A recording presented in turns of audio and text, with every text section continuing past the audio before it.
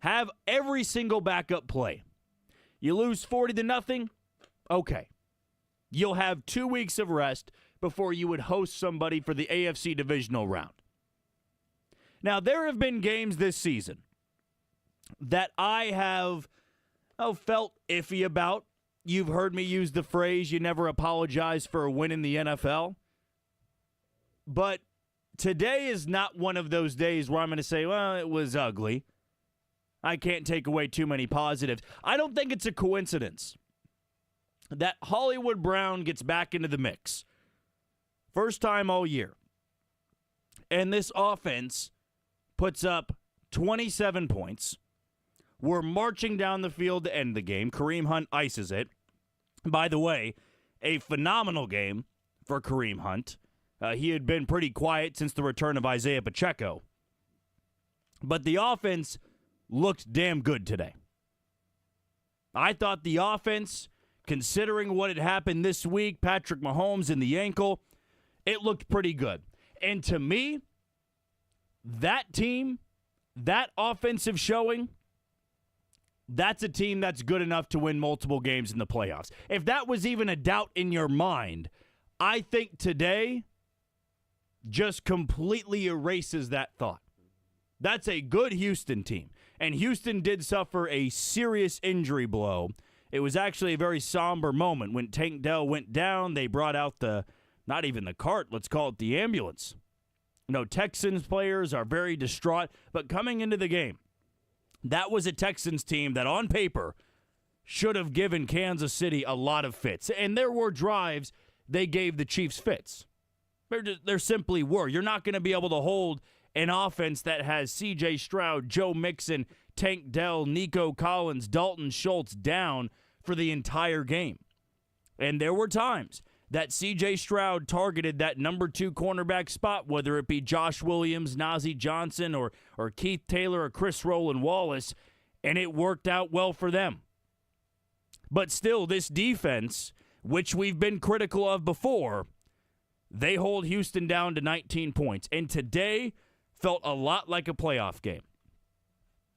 It felt a lot like that game was pivotal for these final 3 weeks. If you lose that game, you still had the buffer room between you and Buffalo, but now you have to win the final 2 games of the season. You're grinding it out. And for a Chiefs team that has played more games than anybody else in the last 2 years, that is just a spot that I don't think you would feel very good about. Having to grind it out for all 17 games. And then maybe not even have that break. Have to play in the wild card round because you didn't lock up the number 1 seed. But now you leave this game on Saturday afternoon 14-1, undefeated at home. 2 games left, the quick turnaround. But as I said last week, with the noon slate playing Cleveland at noon, and you can kick your feet up. Watch this Steelers and Ravens game. See what Pittsburgh team you're going to battle with on Wednesday. Look at Baltimore and how they're playing this late in the season. Tomorrow, relax, watch all the Sunday games. Because the Chiefs have done nothing since that Buffalo game but put themselves in a better spot to lock up that 1 seed and make everybody trying to get to the Super Bowl go through Arrowhead Stadium.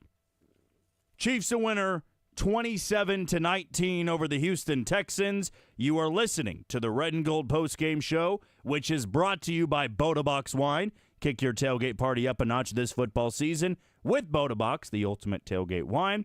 Boda Box, this is how we Boda. Please drink responsibly. Sponsored by Boda Box Vineyards, Manteca, California. I mean, the offensive numbers today are going to, I think, pop a little bit. And I think they're going to pop a little bit to the rest of the NFL. I mean, Patrick Mahomes with the bad ankle, of course, there's going to be the burner accounts out there saying he's faking the injury and he's nursing it and he's trying to get sympathy and this and that. Look, on the bad ankle, we're going to call it as it is. It's a bad ankle. He said it wasn't as bad as that ankle injury he suffered in the divisional round against the Jaguars 2 years ago.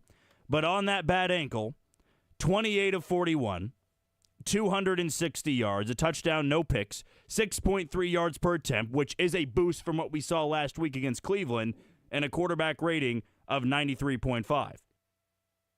On the ground, you get 11 carries for 55 yards and a touchdown for Kareem Hunt. He had more carries than Isaiah Pacheco in this game. And in the receiving game, this is what stood out to me. Xavier Worthy, 7 for 65. We'll certainly have some audio later on in the show. But 7 for 65, I thought they utilized him perfectly. He has another touchdown, 11 targets in this game.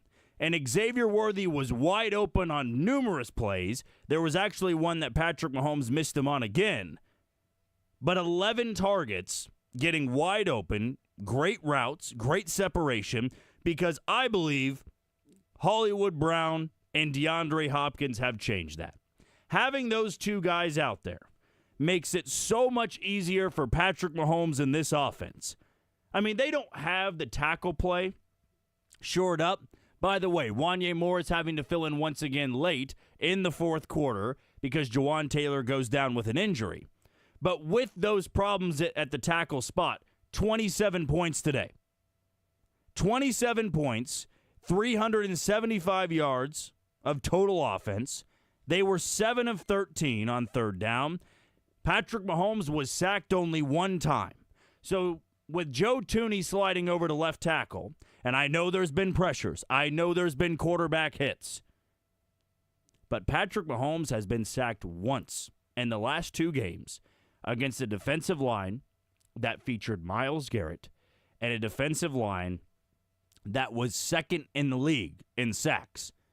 That was a good pass rush of the Houston Texans, and having those weapons in the receiving game, Xavier Worthy, Hollywood Brown, DeAndre Hopkins, Travis Kelce, Noah Gray.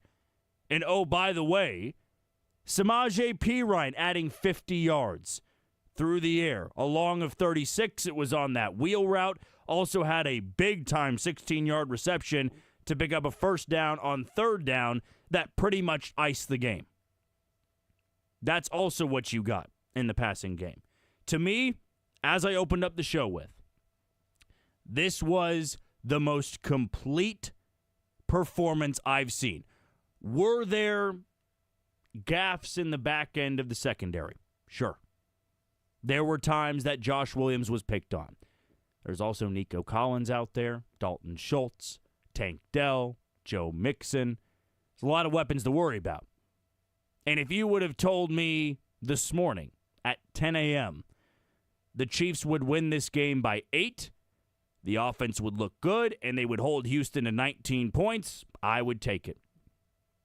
I would take it in a heartbeat. There's nothing ugly about that game.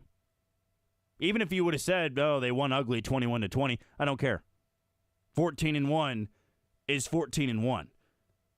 And the Chiefs now have 2 games to go against 2 playoff teams, or I guess Denver is not clinched up that spot, but a borderline playoff team. But they are about to wrap up on Wednesday that 3-game and 11-day stretch. And they very well might go undefeated and be able to rest everybody in the final week of the regular season. Today was a tremendous, tremendous performance. I loved the way the offense looked. Pacheco didn't get going. Kareem Hunt picked him up.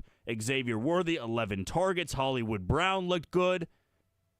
I mean, if I had to bring out a negative, it might have just been some of the secondary play, but it wasn't noticeable enough to me where I need to pick it apart in the opening segment. There is nothing but good vibes today after the Chiefs win 27-19. Since I'm sure we're going to have a lot of guys at the podium, Dylan, if you give me the thumbs up here, we might get to our callers now and get some of the thoughts from Kyle, Travis, Gary, and Dan.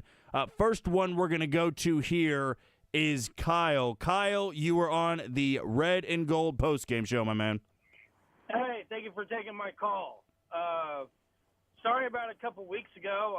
It wasn't my best call ever, but I'm autistic, nothing came out the way I wanted it to a couple weeks ago, so I apologize for that. But again, thank you for taking my call. Of course, man. Hey, don't worry about it at all. So first things first, offensive line I thought played a lot better today. Mahomes had plenty of time to throw the ball. And you said it perfectly at the beginning of the show. On all phases, offense, defense, and special teams all played fantastic. Especially so I thought the offensive line played really well. My second point is the defensive line. The defensive line was getting to Stroud, even though we weren't sacking him. But when you get pressure on the quarterback, he's going to make mistakes. And we got enough pressure on him where he made those mistakes. So I give credit to the defensive line and the secondary. The secondary played, they played lights out. Yeah, they gave up a couple of big plays, but that's going to happen. But overall, though, they played playoff football today, and I am feeling more confident after this game now than I ever have. I'm feeling more confident. If they play like this for the rest of the season, the last two games and the playoffs, the Super Bowl's ours. So I'll listen off the air. Thank you for taking my call. Yeah, I appreciate the phone call, Kyle. And no, I thought your phone call the other week was just fine. You don't need to worry about that at all. Good points. People got stuff to say. You got a lot of thoughts on your mind because this team just continues to win every way, shape, and form. And today, for as many ugly wins as there have been, I don't call this one ugly at all. This, to me, felt like a very complete performance. I thought the offense looked good. That looked like a playoff offense to me. Back to the phone lines. We're going to hear from Travis. Travis, what's going on, man? Well, first and foremost, sorry about the voice. I'm battling a cold. And also, Kyle, I like your comment, man, so keep calling, man. Don't worry about what other people are thinking or saying. But as far as the game today, I felt super good about today. This was a really good football team that we beat. All I heard all week long from you on the Red Gold and Bull podcast and was how good this defense was. And we were going to struggle, and it was going to be a 15-13 game or some nonsense from Chidea, and we came out and hung 27 on them and probably could have put more on the board. I still feel like Andy gets a little too cute. If I were to pick a nit, I think he gets a little too cute and doesn't think everything through at times. Maybe, I don't know. Just give Kareem Hunt the football. I think he's surpassed Pacheco as the lead. I think you can see a clear difference between Pacheco and Kareem Hunt. Kareem Hunt's going to be on the field for me more than Pacheco, and I also think that, like you said, having a Hollywood Brown on this team, it appears to have made a difference because Xavier Worthy was all over the place today, and I think having another guy with some speed really helped this offense because until Hollywood got back, it was Xavier Worthy and then a bunch of slow white guys. So I really think that having him there on the field is big. And as long as Chris Jones is not hurt, I'm hoping it was just a cramp. Just real quick, I think you play next week. I think you go for the win and then take 24 days off waiting for the divisional round. So that's me. Have a good one, man. Hey, appreciate the phone call, Travis. And I do think that's something we're going to go over today is the running back room. Kareem Hunt was phenomenal today, 11 for 55. That's the Kareem Hunt that we saw when Pacheco was out.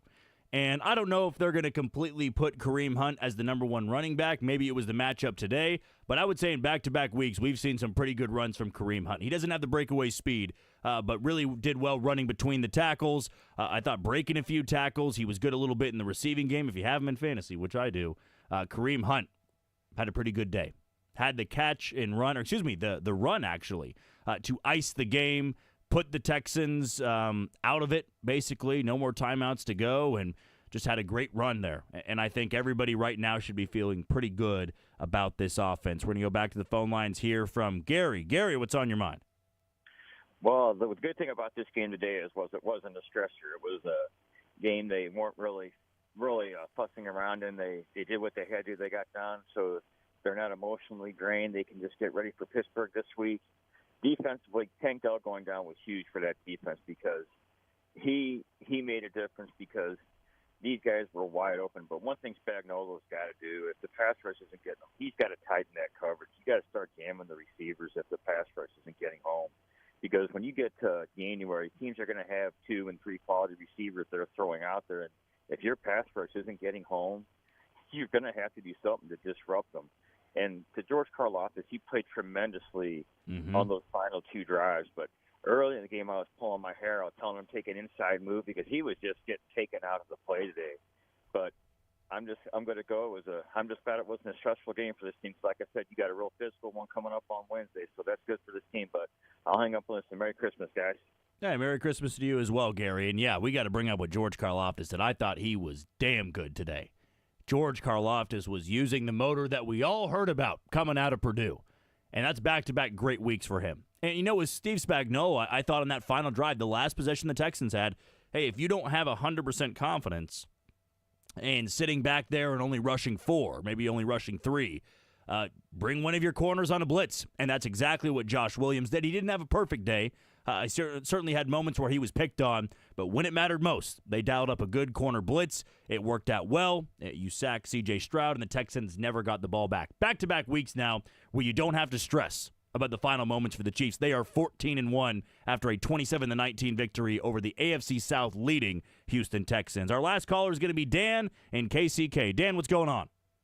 Hey, Jack, how you doing? Yeah, it was a great win by the Chiefs. Offense was great. Hollywood Brown coming back was really great. The defense, Hayden with an interception, and McDuffie with 2 interceptions, and a great team win by the Chiefs. Now, we'll finish Wednesday, but now I'd like to see the Patriots upset the Bills tomorrow. I couldn't believe the Lions couldn't do it. Let's see. Wouldn't that be something for the Patriots to upset the Bills tomorrow for an early Christmas present? Take care of yourself, Jack. Appreciate it. Take care as well, Dan. Yeah, how about that being a Christmas present for everybody? Hey, I'm not going to put it past the NFL. There are weirder things that have happened. Remember a few years ago? Man, it might have been 5 now that I think about it.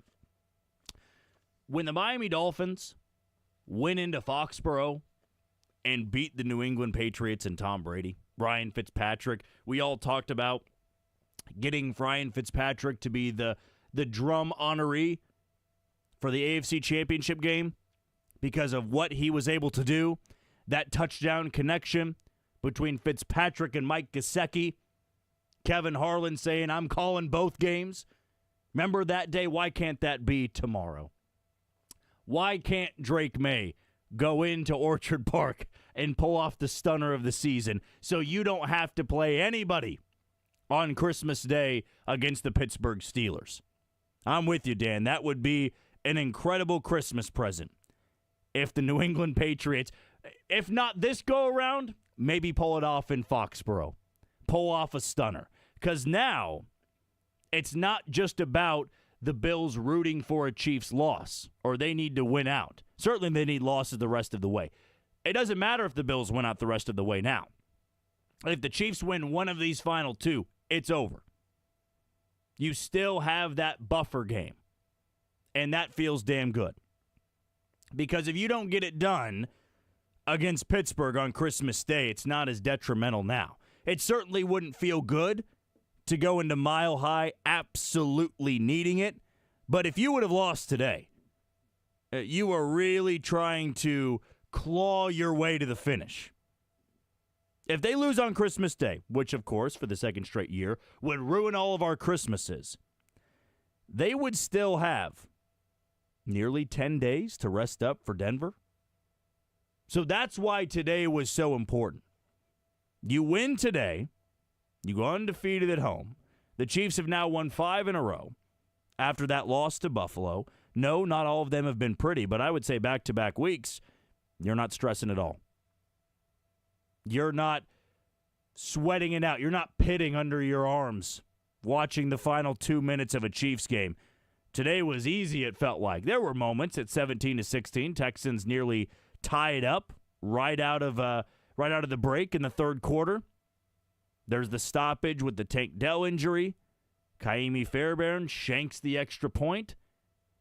And even though there was the stop on 4th down and the Texans had the ball at midfield and just needed a field goal to take the lead in that one, From that point on, it felt like the Chiefs controlled that one. They got that 3-and-out, got the ball back, drove down the field, had the touchdown.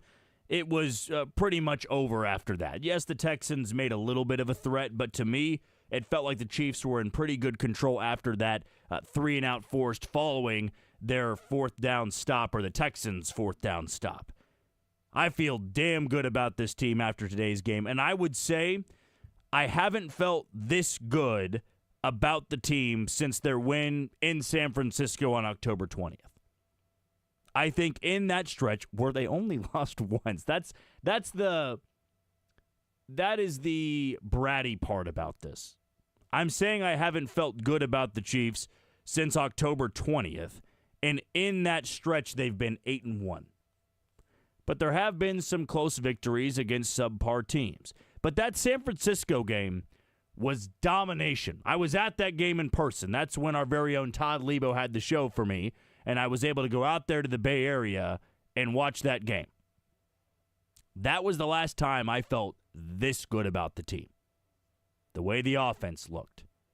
The way the defense could get a big stop, force a turnover or two. They had 2 today, by the way. 2 in the first half. I believe that was the first time since 2021.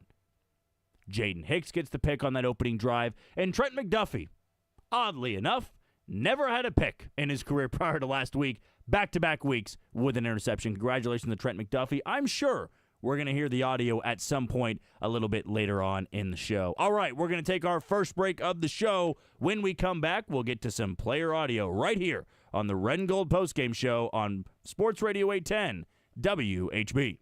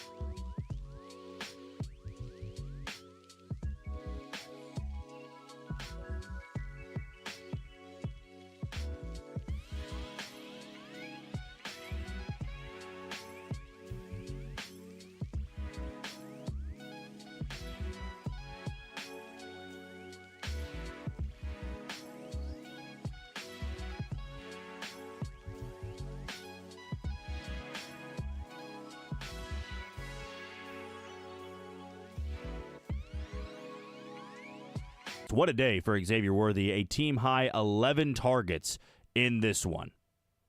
7 catches, had the touchdown. Really feels like he's coming on strong. Had a little bit of an injury scare, an ankle injury, but other than that, a phenomenal day for Xavier Worthy. Chiefs get it done 27-19.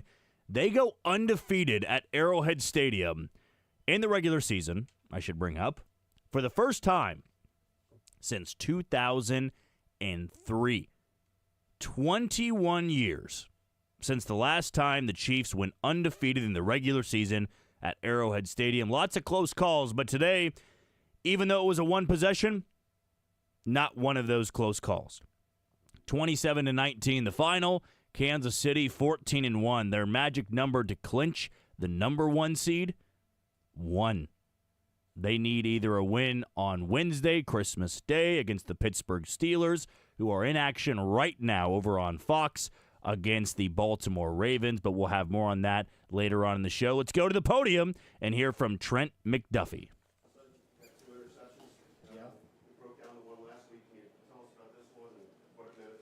Yeah, another, I feel like 2-minute situation, which was pretty important to get the defense off the field. And this week I was at nickel, so, a little different on the field. And play before, we kind of knew what they were going to do. Knew they were going to try to do inside breaking routes. And, man, shout out to the D-line. They made CJ throw a bad ball, and I was able to come up with the catch. When you made Jumbotron this time? Not this time, brother. Not that. Hey, that was a one-time thing, I think.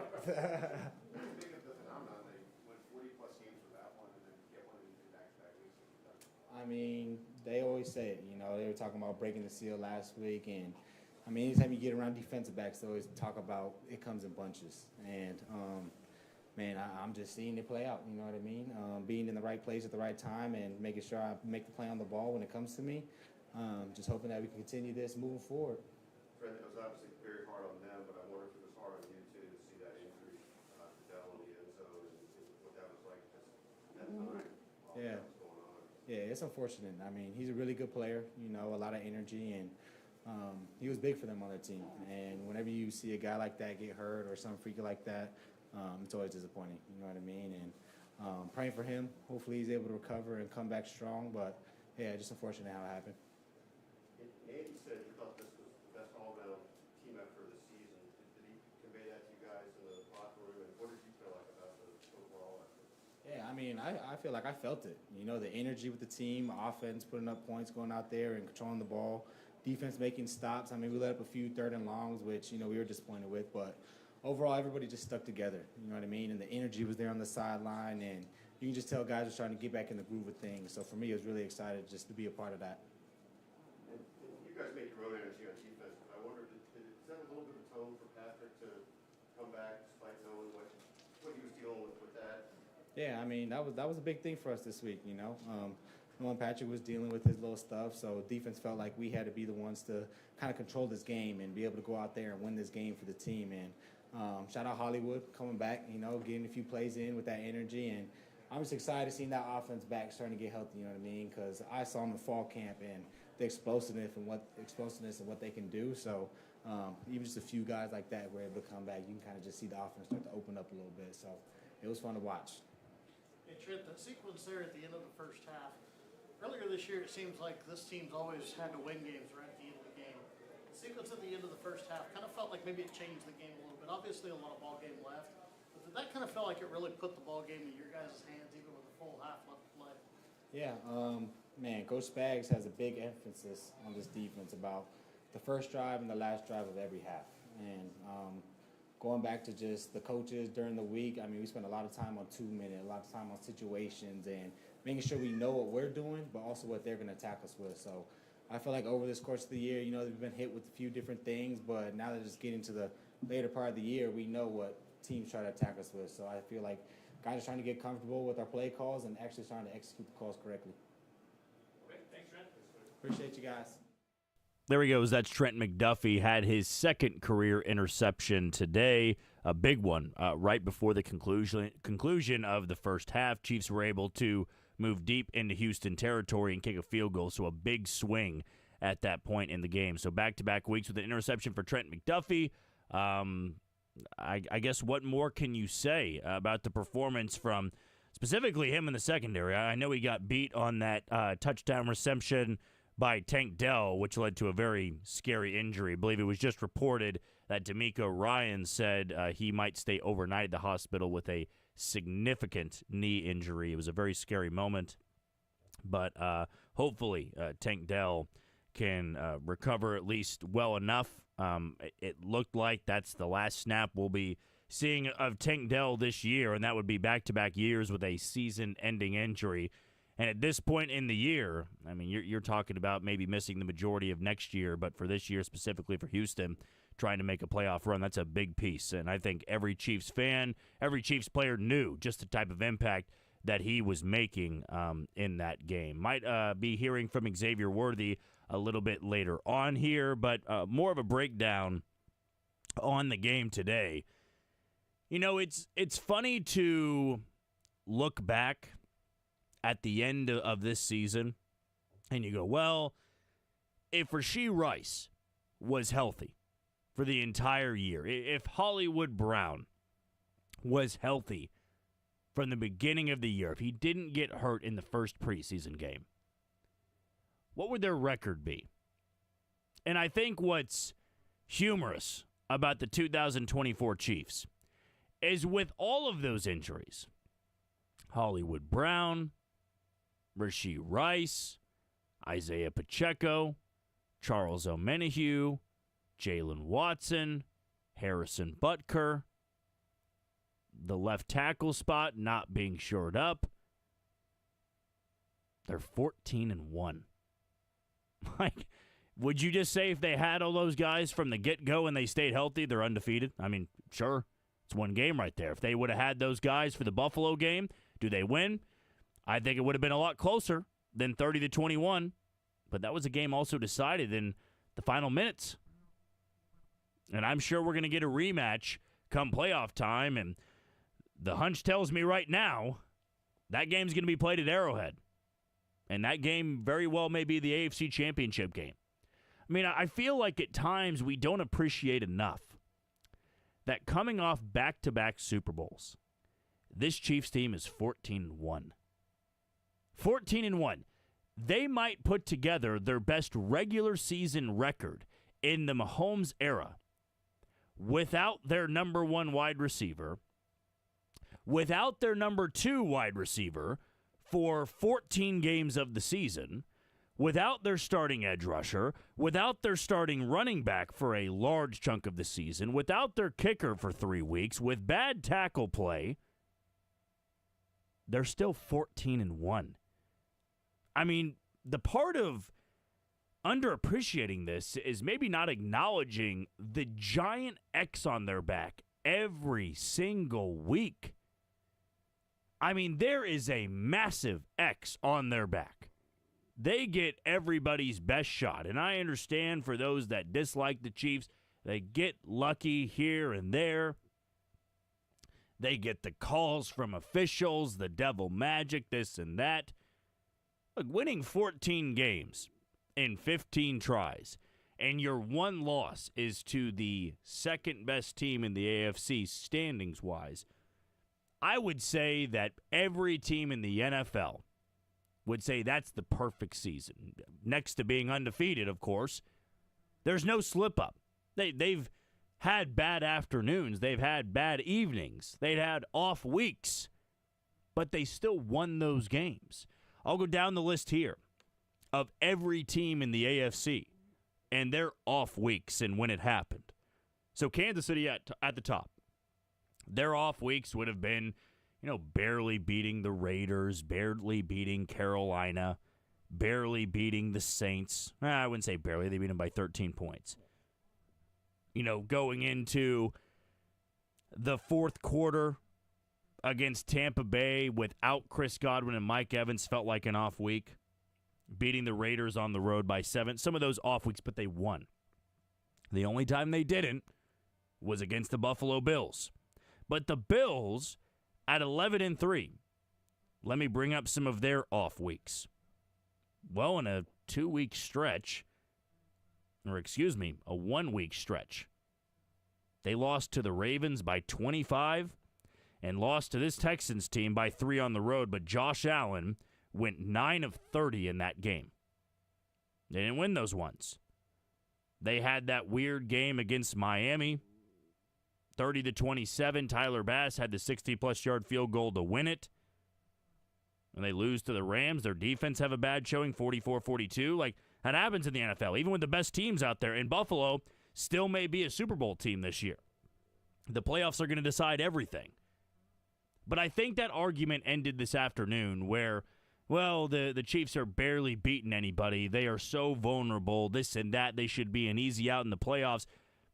I think everybody should be thinking the opposite at this point in time.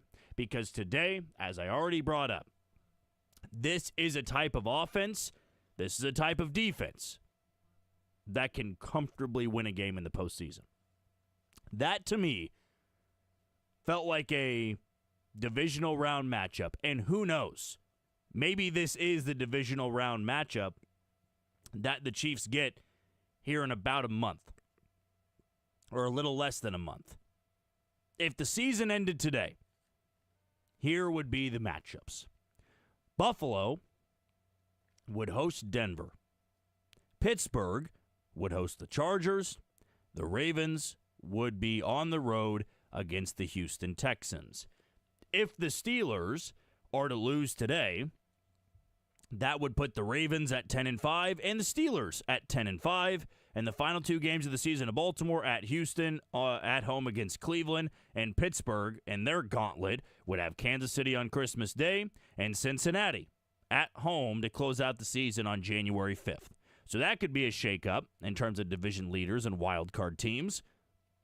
So there could be a very real chance that these Texans come back to Arrowhead Stadium for the divisional round because the Chiefs will draw the lowest seed. I could see it going chalk. Buffalo over Denver, Baltimore over the Chargers, and in that case, it would be Houston over Pittsburgh. That would put all of the division winners into the next round. Baltimore, what a phenomenal game that would be. Baltimore on the road against Buffalo, Kansas City at home against Houston for the AFC Championship game. That's what I'm looking forward to. We're going to go back to the podium and hear from Xavier Worthy. Hey, look. This is just for Pat. I'm not supporting Tech, but yeah, I'm watching the game too. But go ahead. Yeah.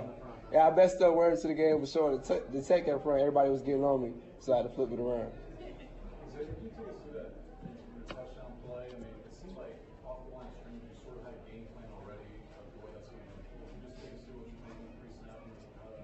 Yeah, we originally were calling that play for man, but they ended up going zone. So I just try to kind of get a feel for like what they were going to do in the zone. I just seen like an open area and just try to rush to it. When did you recognize it? When they yelled out, zone it, zone it. Maybe the most impressive catch you had was the one where you couldn't get your foot down in bounds.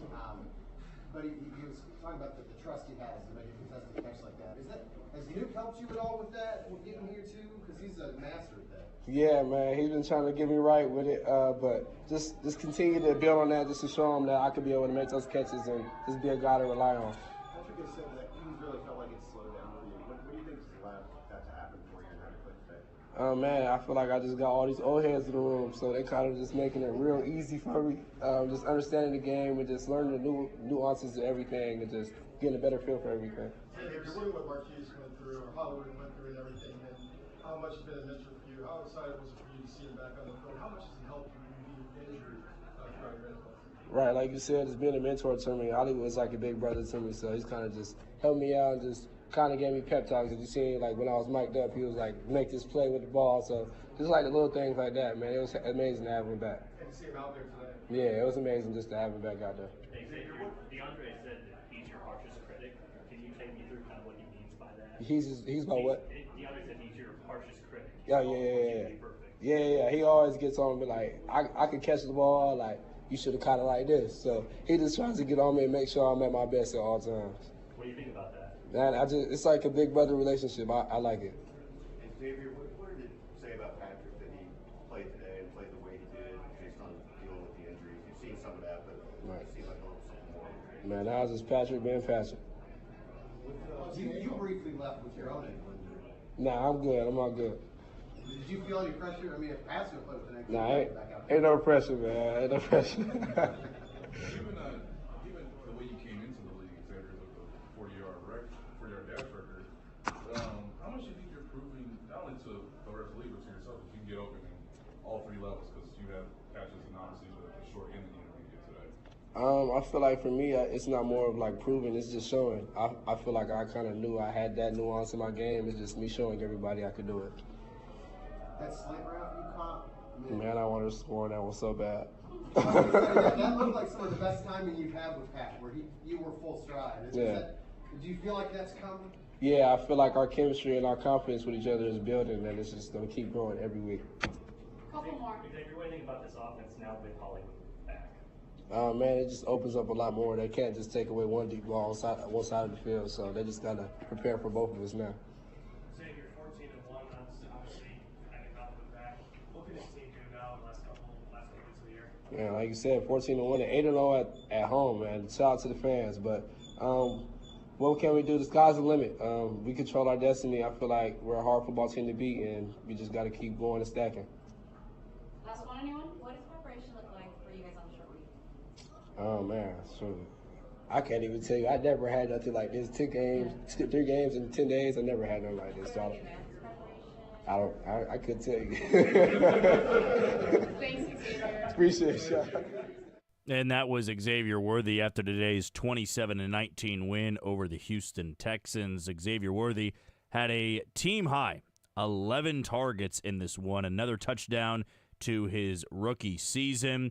He hauled in 7 catches for 65, which, of course, led the Kansas City Chiefs. A good showing from the offense, over 370 yards of total offense. They were 7 of 13 on third down. Big part of that was Xavier Worthy. We're going to take our second break here of the show. You are listening to the Red and Gold Postgame Show, which is brought to you by Boda Box Wine. Kick your tailgate party up a notch this football season with Boda Box, the ultimate tailgate wine. Boda Box, this is how we Boda. Please drink responsibly. Sponsored by Boda Box Vineyards, Manteca, California. When we come back, we'll roll on right here on Sports Radio 810 WHB.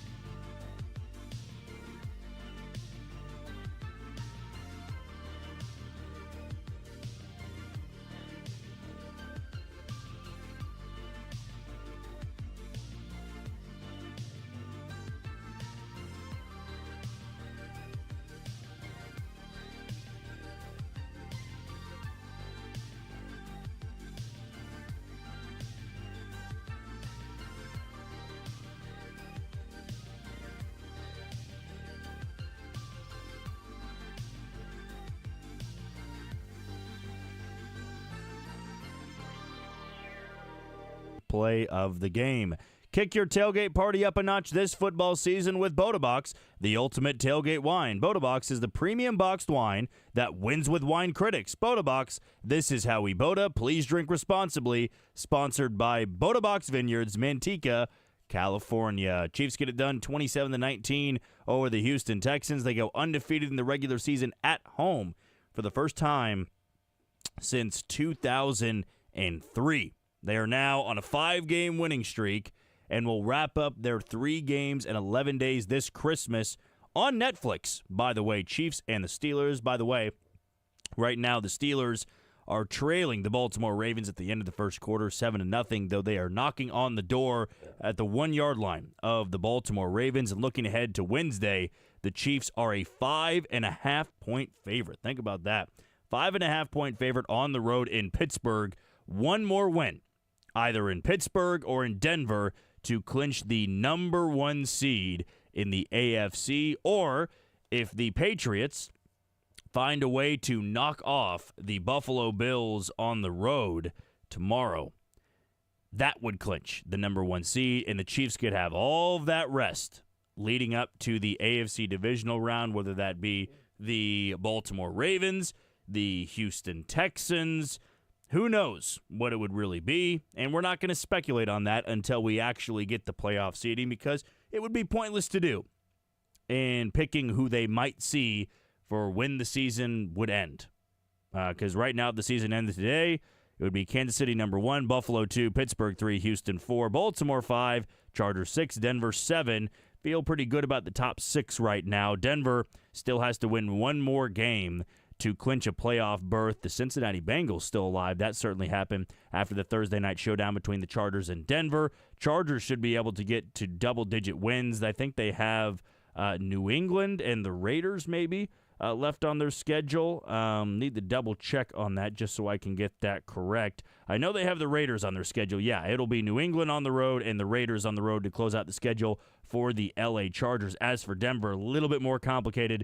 They'll have Cincinnati on the road, so that certainly matters for the 7th seed in the AFC playoff picture. And then the Broncos would be at home against Kansas City on January 5th to close out the regular season, though that could be a Chiefs team that is playing nothing but reserve. So for Bills fans and Bengals fans that certainly hate Kansas City, the Chiefs could piss off a lot of Buffalo fans on Christmas Day by winning, and they could piss off a lot of Bengals fans by losing on the last day of the regular season by playing all their backups against the Denver Broncos, which would then gift a playoff spot to Sean Payton and Bo Nix and Denver on, of course, the final game of the regular season. It's now time for our locker room report, which is brought to you by Twin Peaks. The first one we're going to hear from is the guy who made his season debut today in Hollywood Brown. So here is Hollywood Brown, which is featuring our very own Steven St. John. What does it mean to you to be back in time for this upcoming run here? It means a lot. I mean, I feel like I could be an asset to the team, to my guys here with me. So that's just all I'm really trying to do. You've been a vet for Xavier, see him out there today. Just how proud you've been of him, just seeing him throughout the season. What you say? Just being the vet for Xavier, and just how proud are you to see him now getting to the point where he's contributing pretty well now? I mean, it's amazing. I mean, I knew it since camp. The more reps he's going to get, the better he's going to get, and it's a hard one to stop, for sure. Saw you tweet out, "Thank you, Jesus," right before this. Can you just take us through the emotions of the last couple days for you? I mean, just taking it all in, like I said, just being back on the field, being around my teammates, hearing the national anthem, everything about, this game of football. When it's taken away from you, you appreciate it a lot more. Can you take us back to early September when you knew you needed surgery? Just the mindset. What was your thought then? I was disappointed. But when they gave me a little glimmer of a chance that I could be back for playoffs, that's all I needed. From that point on, I just went to work, and here I am now. Hollywood, what worked on the 4th down play? Because, was that play for you, and what's it like to have that be your first memory in Arrowhead as a Chief? Which play was that? It was a 4th and 1. Oh, yeah, the shallow. Yeah. Oh, yeah, that play was for me. What was that feeling like? Knowing that, you got to catch it to keep the drive going. I ain't like how I ran after the catch, so I wasn't too happy about it. But I was happy I got the first down. Yeah, and then what's it like, being on the sideline watching it from television, and all of a sudden he's scrambling out with a bum ankle and running through guys for the touchdown? Man, it's amazing. I mean, been training with that guy and just seeing, the work he puts in and being on the field with him. I mean, I've been on the opposite side of him before, so just being on the field with all these guys really in the locker room, it's a blessing. When did you really start to feel like this is possible, that you would be able to come back this season, like personally? When did you start to believe? I always believed. Once they told me there was a chance, I believed from that point on. And so, I felt pretty good for a while now, so just trying to get my conditioning back, legs back, and keep working there. What was the emotion of that first catch when you just catching that and everything you felt at that moment? Just like, let's go. Like, we here. It felt good. Just, the juice I get from my teammates. Everything felt good. How much you going to be telling this guy over here that, he had 11 targets, a lot of receptions with you on the field? Like, how much do you feel like you guys are going to be kind of feeding off of one another? Oh, yeah. I mean, we knew that. We've been doing that since when I was in camp.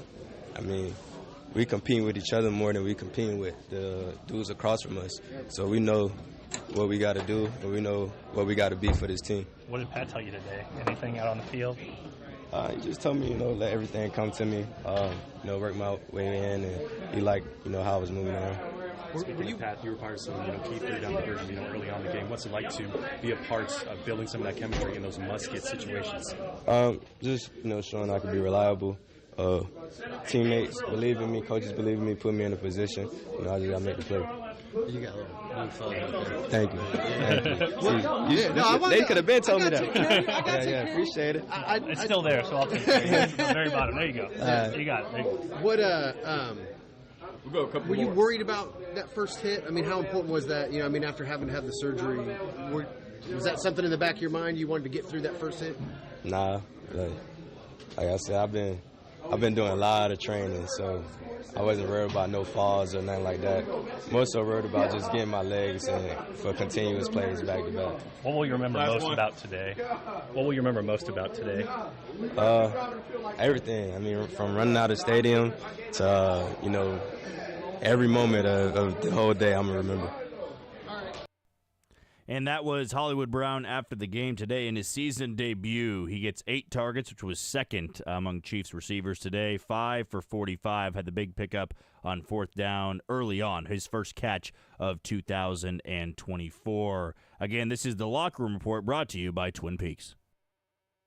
The Chiefs Locker Room Report is brought to you by Twin Peaks. No one does football like Twin Peaks. Whatever your preference, they have everything from tequila cocktails and an extensive bourbon category to top-shelf spirits and cocktails served over ice balls. Local craft beers and handcrafted whiskey cocktails round out an adventurous drink menu, second to none. And don't forget about their 29-degree man-sized drafts at Twin Peaks.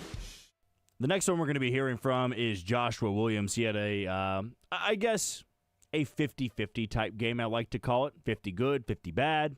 Got picked on a little bit in coverage, but also came up with one of the biggest plays of the day in a blitz. Had the sack on C.J. Stroud, the final possession for the Houston Texans today. So if you did struggle, right, throughout the first 3 quarters, at least you were able to show up when it mattered most and get the Texans off the field, get your defense off the field. And we know this number 2 cornerback spot is a week-by-week thing. Sometimes they look good. Sometimes they don't look so good. Sometimes it's Josh Williams, or it'll be Najee Johnson, or it'll be Keith Taylor, or it'll be Chris Rowland Wallace. It feels like a revolving door, but Joshua Williams has been the guy taking the majority of the snaps in this one. And today, I think on a couple of key 3rd downs, you did see C.J. Stroud go to Tank Dell, go to Nico Collins, even go to Dalton Schultz a few times when they had Joshua Williams matched up on those guys, and it extended some drives. And that certainly is going to be something that we are going to be evaluating on Christmas Day. Actually, I take that back because we're not going to be having a post-game show on Christmas Day because it's Christmas, but we'll be back at it for the January 5th game against the Denver Broncos and, of course, throughout the postseason every time the Chiefs take the field. But that's something we're going to be continuously talking about until the final game of the year. Maybe that's in the first round of the postseason or the divisional round or the AFC Championship game. or the Super Bowl, but I'm sure that number 2 cornerback spot is always going to be a constant. But speaking of Joshua Williams, let's hear from him now on our locker room report. Whether that be treatment, letting us know, that we got a closer game coming up, so they might cut down some plays at practice, whatever it is. They've been doing their job. Our job is just go in, get treatment, control what we can control. We know it's a kind of reduced schedule, and we know we're losing some time and some days. So, it's not easy, but it's definitely manageable, especially when you have a staff like ours. What that sack feel like? Man, it felt good, man. You seen me up there turning, man. I saw you. You're a little fired up on that one. Was that a call play, and you just knew this is my shot to get it? Absolutely. Coach Spags dialed it up. I knew I was coming. The only thing I had to worry about that whole time was just not giving away the blitz, hiding it, and making the tackle. You guys, younger guys, I say younger, you guys have been here for a couple of years, right. But you're starting to feel even more confident as the season goes on. Mm-hmm. And that's just, it's natural. Sometimes you get more games under and, you just kind of start going out there and it feels more natural. And that's with any player. We got young guys like our dog Zero right there. Roland Wallace, he's stepping up doing his thing. And, Jaden Hicks getting his interceptions, man. Coach Spags, he puts trust in young guys and, he wants everybody to get their reps so when their number's called, they're ready. That sack was one of the biggest plays of the game. How hard is it not to give it away? You're excited. You know your number's called. How hard is it not to give it away? Well, I'm going to say that it's not easy. I was definitely, when I heard the play call and I knew I was going to be on that side, like I said, the main focus was just holding the disguise, making sure I don't give away too much so they slide the protection to me. And, that's things we work on at practice all the time. So, I kind of just focused on being disciplined right there and went in there and made the sack. I know you guys got bigger goals. What's it mean to go undefeated at home in the regular season? It's a blessing. Anytime we can mark off some of those goals, it's a blessing. We're not going to just diminish it, but, we also have some bigger goals than that. Had that not been the case, it wouldn't have stopped any of our other goals, and I think we all know what our main goal is here. Josh, what's the process just getting your mind right and body right for such a short turnaround? Right. It's not going to be easy. I'm not going to sit there and say that, but it's definitely doable, especially with the way our staffs work, our training staff, weight room guys. Everybody in there is working just as hard as us. So, they're helping us with our scheduling, our eating habits, whatever we need to do just to be ready for this next game. What's for Jaden over there getting that pick and setting the tone early? Man, you see him over there, he's smiling, man, cheek to cheek. He's just all pearly whites right now. He's been playing good, man, and we're blessed to have him. He's a young guy.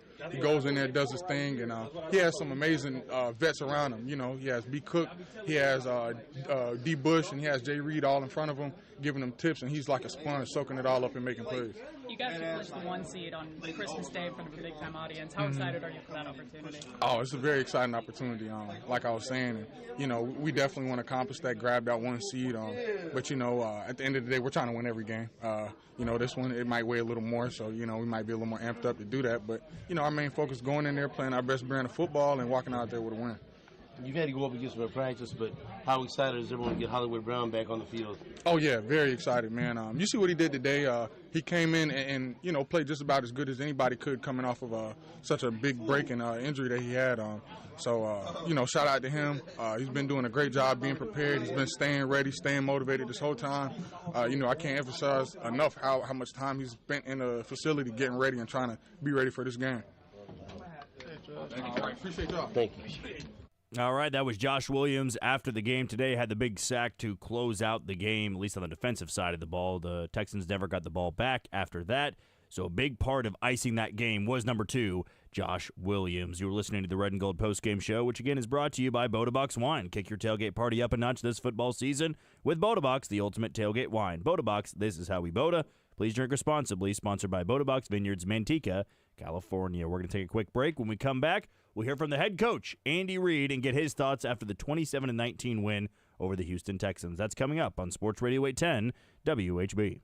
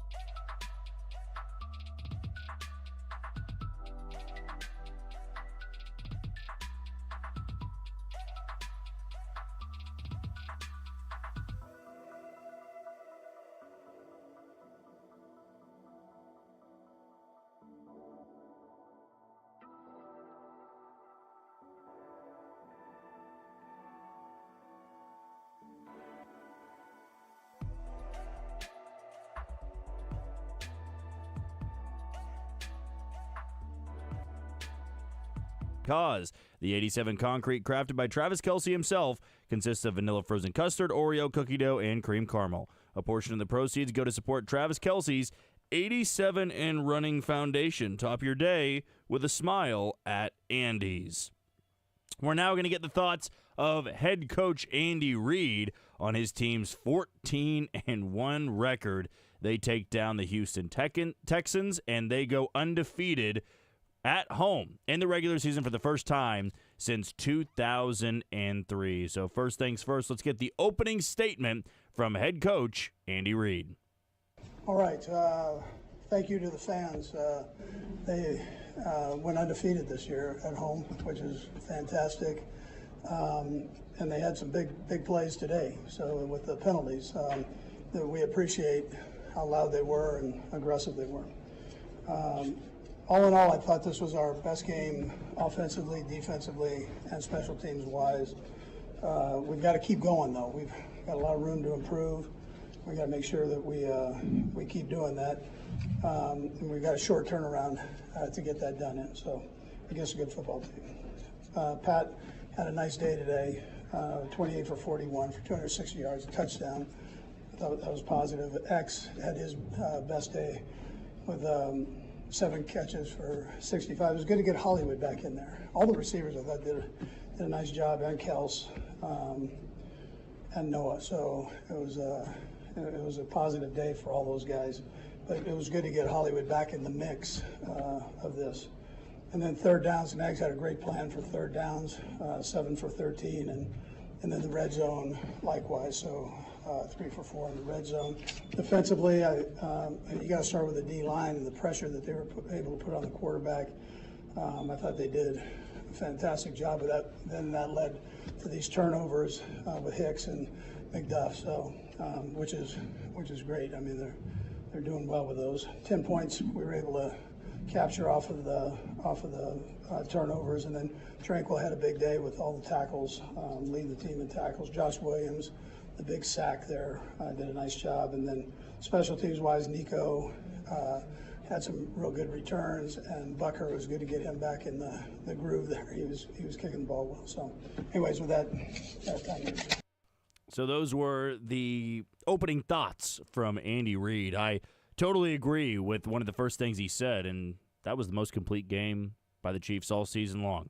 I can't really find another game on the schedule where I felt like from start to finish that was the most complete game. I thought the offense was efficient. They took care of the football. I thought the defense had its moments. They turned the ball over twice, and the first half too, which was the first time since 2021 I think that had happened for the Chiefs defense. Or at least I thought I saw that on the NBC broadcast. I could be wrong on that, but wouldn't shock me with how this defense just doesn't really turn a lot of teams over. They've had some great defenses before, but I can't say that they've been a defense that was known for turning teams over. They were able to do that, though, with C.J. Stroud in the first half of today's game. Chiefs go on to win 27-19. One of the first things he was able to dive into was the performance of Xavier Worthy. Led the team with 11 targets and catches in this one. Also had another touchdown to add to his rookie season. Here was Andy Reid on Xavier Worthy. Yeah, just the routes, how he's progressed in that area, just on route running. Sam, and the trust that Pat has in him, and that those kind of go together. So knowing where your guy's going to be and how he's going to get there and how quick he's going to get there. Yeah, I mean, I thought this might have been, hand in hand with the Chiefs having their most complete game. That might have been Xavier Worthy's most complete game. I thought he was really good. Did have the drop catch in the end zone. It would have been an acrobatic touchdown, would have been his second of the game, and iced it for Kansas City. But overall, I can't complain about the type of performance that Xavier Worthy not only had in the receiving game, but on the ground a little bit too. Had a couple of end arounds, and he's not a gadget player in my opinion. He's a step up from that. Really has been explosive now in the last handful of weeks. Andy Reid also talked about some of the injuries the Chiefs suffered in this game. I didn't mention injuries too. The injuries, Jack Cochran has a left ankle fracture, so that's not a good thing. And then Juwan strained his knee, and Chris Jones strained his calf. Other than that, we're okay there. So. Yeah, maybe that's the most telling thing that Andy Reid said in the press conference. A strained calf for Chris Jones. Saw him on one of those fourth down stops that forced the Texans to kick a field goal, grabbing his calf. Maybe you thought it was a cramp. Maybe you thought it was worse. But Andy Reid says right there, a strained calf for him. And I believe I heard that right, that Juwan Taylor also had a strained calf. And on a short week, strained knee, Dylan was saying. So, yeah, strained calf for Chris Jones, strained knee for Juwan Taylor. I doubt both those guys will go on Christmas Day, but we'll wait here in the next few days to hear more from Andy Reid and the coaching staff. Back to Xavier Worthy. Here was Andy Reid on the progress the rookies made this season. Yeah, I mean, it's just been gradual through it, Adam. I mean, I can't tell you the exact game, but it's been a few games now where he can do all those things, and we feel good about that. I think everybody should feel pretty good about where Xavier Worthy's at right now, and I think it's only going to get better now that Hollywood Brown is back in the mix. One of the storylines going into this game was Patrick Mahomes and his health. How would he be on the ankle? Here was Andy Reid on Pat just being ready to go for this Saturday showdown against Houston. Yeah, look, I didn't think he'd be able to get out and run like that, or would run like that, but he did a great job with all that. So, but yeah, now he had that mindset right from the get-go, Adam, that he was going to be out there and going, and so he didn't miss a beat. He practiced every rep. It certainly didn't look like it was bothering him too much, and it certainly didn't bother him on that touchdown run that he had in the opening drive. Didn't really have a limp, and it was quite the pickup. That looked like vintage Patrick Mahomes, and this question came from our very own Todd Lebo. First drive like that on the touchdown run, hard to be a little bit. I know he's going to play football when he's on the field. Yeah. No, there's no time for that. Once you're in the game, your mind's going, so you're not thinking about all those things. But I'm glad he got up. That's what I was glad. Yeah, he showed a lot of toughness on that run, and he showed a lot of toughness all week long and all game long, even though some fans out there for opposing teams, rival teams, would say that he was milking the injury a little bit. I'm sure it was bothering him all week long. He even said it didn't feel as bad as the ankle sprain he suffered in the divisional round against the Jacksonville Jaguars a few years back. And from really Tuesday on, there wasn't really much doubt. He was a full participant. He was moving well. Andy Reid said he'd been moving well. He got the start and didn't really have any limitations. Here was Andy Reid on Mahomes' leadership and toughness throughout today's game. Yeah, he spoils the dog out of us there because he's so tough and mentally and physically. So you just get used to it. But most guys don't come back from that like he did. But he set his mind to it, and then he jumped in that training room and stayed in there. And they worked on him, and they did a great job with that, our trainers. But most guys don't do that. And you're right. It sends a message to the whole team, and our guys are real good with it. Our leaders are good in that way. They try to play through things like that. If you were listening to the Arrowhead Pride radio show, Pete Sweeney and I were talking about this game and how we both believe that it would have been smarter to rest Patrick Mahomes because of the short turnaround. And if you were going to roll the dice and win a game with Carson Wentz, it would feel like this would be the game to do it. You don't really want to do it against Pittsburgh on the road, and you don't really want to do it against Denver on the road and that defense. But I'm glad that Patrick Mahomes didn't really have any setbacks this week and that he was able to go, and more importantly, the Chiefs won that game, and now all they need is one more. Either it be in Pittsburgh or in Denver. They win one more game or Buffalo loses one more game. They're going to be able to lock up that 1 seed. Here was Andy Reid on the running backs, both Kareem Hunt and Isaiah Pacheco getting, I wouldn't say split carries today. Kareem Hunt had more and was more effective on the ground. But here was Andy Reid talking about the duo of running backs back there. Yeah, Kareem, I thought he did a nice job that second half. I thought all three of them, did a nice job.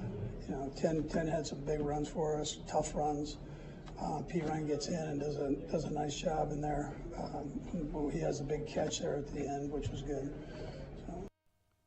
Yeah, I thought Kareem Hunt was absolutely phenomenal today, and he had been quiet over the last handful of weeks, really ever since Isaiah Pacheco had returned. But if you have Kareem Hunt on fantasy, like I do, you feel good about the performance today, but in the real world, certainly feel good about Kareem Hunt's performance for the Kansas City Chiefs, moving to 14-1 after their 27-19 win over the Houston Texans. Here was Andy Reid a little bit more, and Xavier Worthy getting more comfortable in this offense. Yeah, you can. When they start making the little subtle adjustments on routes and not just running lines, that's when you kind of know that they're headed in the right direction. So, and he's been doing that, and still getting to where Pat can use them, which ends up being the most important thing, and on time. That's the other part.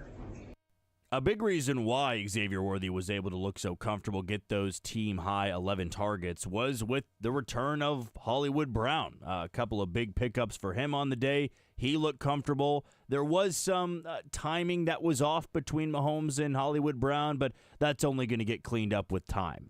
They'll have another opportunity on Christmas Day against the Steelers. That is unless the New England Patriots pull off a shocker against Buffalo. Therefore, the Chiefs can rest all of their starters for the second-to-last and final game of the regular season. But I think the expectation is Buffalo should take care of business. Therefore, the Chiefs will have that connection between Mahomes and Hollywood Brown on Christmas Day. Here is Andy Reid on the return of Hollywood Brown.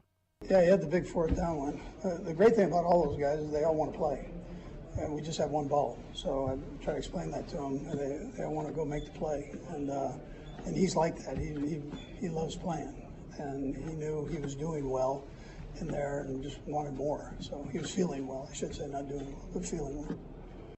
Now, I know what everybody's going to want to hear about is Andy Reid talking a little bit more on Chris Jones and what to do on this short week now. They're going to be playing on Wednesday against the Pittsburgh Steelers. By the way, if you're not watching, the Ravens up 14-7 on Pittsburgh with 7:21 to go in the second quarter. Here is Andy Reid on Chris Jones and dealing with this quick turnaround. Yeah, I'm probably too early to tell right now. We'll just see how he does here, but I can't tell you that. I mean, he's going to get the MRIs and all that stuff, so I don't have any of that information. Coach Reid, with Chris Jones and the injuries for your team and Houston, 3 games in 11 days for most of the teams that are playing today, is that too much? That's a tough question. I mean, it's I'll let you figure it out there. Or you can pay my bill. Not what they pay me. Yeah, even though he didn't admit it, I think we all understand that 3 games in 11 days is pretty absurd. You should play 2 games in 14 days. That's the way it typically is. But the Chiefs are really just bouncing around on when they're playing. Sunday, Saturday, Wednesday will be a quick turnaround, and not against a lesser opponent, or I guess I should say a severely lesser opponent. like the Raiders or like Carolina or like the Giants. They're going to get a Pittsburgh team that, at worst, will be 10-5 heading into that game. We'll see what happens between them and the Baltimore Ravens. The last question and the last comment from Andy Reid is about the offensive line, and it came from our very own Todd Lebo. Joel went out, Wanya came in. How did everything kind of mesh together with the challenge that they had? Yeah, I thought they did nice. I thought Wanya did a nice job coming in. I thought Joe did a nice job on the other side too, having to step in there, and Caliendo, did a nice job there too. So at the guard spot, but Wanya's, he's gone back to the drawing board and worked on it, and is getting better every day. I know I say that, but both those two young guys are going to be okay. They've been working like crazy to get themselves back where they need to be. All right, that was Andy Reid after the 27-19 win over the Houston Texans. They are 14-1, 2 games to go in the regular season. Just one more win or one more Buffalo loss will grab them that top spot in the AFC. We're going to take a quick break. You are listening to the Red and Gold Postgame Show, which is brought to you by Boda Box Wine. Kick your tailgate party up a notch this football season with Boda Box, the ultimate tailgate wine. Boda Box is the premium boxed wine that wins with wine critics. Boda Box, this is how we Boda. Please drink responsibly. Sponsored by Boda Box Vineyards, Manteca, California. When we come back, we're going to hear from the quarterback, Patrick Mahomes, get his thoughts on this win over Houston. You are listening to Sports Radio 810 WHB.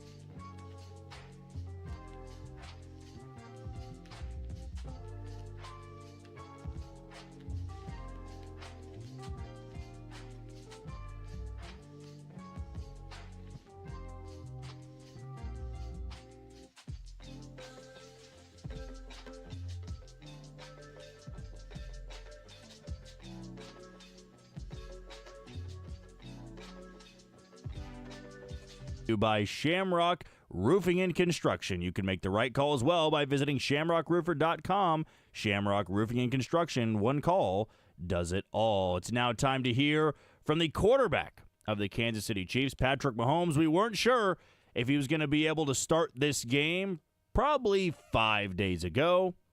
But then once we got to Wednesday, it felt like, all right, he's going to play, and it might be an over-my-dead-body type of game. And I thought Patrick Mahomes was very efficient, 260 through the air, 1 touchdown, had the rushing touchdown as well. He's now been pretty efficient for the last handful of weeks in dealing with a lot of pressure in the backfield. But speaking of that opening drive and that rushing touchdown, here was Patrick Mahomes on that bad ankle having the first touchdown of the game. Yeah, I don't know if it was setting a tone. Just kind of, it all opened up, and if I probably would have went to Trav earlier, I could have just thrown him in that spot. But I knew I could run. It's just the stopping that was going to be hard. So once I got running, I saw the end zone and just try to get up in the air and get in the end zone. But it wasn't like setting a tone or anything like that. I just tried to play football at the end of the day. It was a little different way to stop, I guess, than put pressure on your ankle and just diving in there. Yeah, exactly. And I think you saw the slide. It probably looked pretty awkward late in the game. It's just the stopping and cutting isn't great yet. So just try to keep it on the run, keep moving, and make a play happen. It was, I wouldn't say reminiscent of that Titans run in the AFC Championship game, but it was great to see him use those wheels. Even if he wasn't at 100%, still can move. And I would say that the best way to describe Patrick Mahomes running the football is the fastest slow guy you've ever seen. Like, nobody seems to be able to tackle him. Nobody seems to be able to catch up to him, and he can run over you, even if he does have a bad ankle. But Patrick Mahomes did open up the scoring today with that touchdown run in the first quarter. It was the Chiefs' first offensive possession, a very smooth and efficient drive. Here was Patrick Mahomes again talking about the progress he made during practice week on that ankle. I think it was the second practice. The first practice was still kind of iffy, but then the second practice and being able to move a little bit and do some of the under center stuff, I knew I was going to have a good chance. And so I was able to move enough in the movements. We could go under center and run the football, so I felt confident that the O-line was going to protect me, which they did a great job today, and I could make some throws. You said during the week you wanted to have more of your ability than maybe you did for that AFC Championship game against Cincinnati a couple weeks ago. Did you feel like, was it close, or do you feel like you were well ahead of where you were that? I felt like I was ahead of there. I mean, that one, it kind of just hurt just to walk in general, whereas now I can kind of move around walking and stuff like that. And now let's just try to get it even better for this next game. I mean, we're playing a good football team, a great defense, and they're going to be getting after it. So trying to get in a better spot so I can utilize my mobility and still be able to work within the pocket and outside the pocket as well.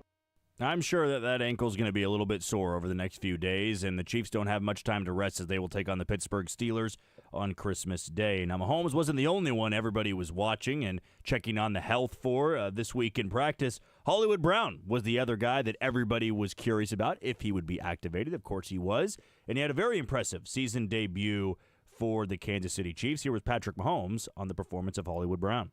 Yeah, I thought he did a great job. I mean, I missed him here and there in a couple of throws, but I thought he was getting open. He was winning against man coverage, which is huge. And, I mean, he's a couple throws away from having a really, really big game. And so just getting him in there and getting the football in his hands and getting where he can feel confident and running through tackles and stuff like that. And I thought he did a great job of that, and we'll get him involved more and more as the season goes on.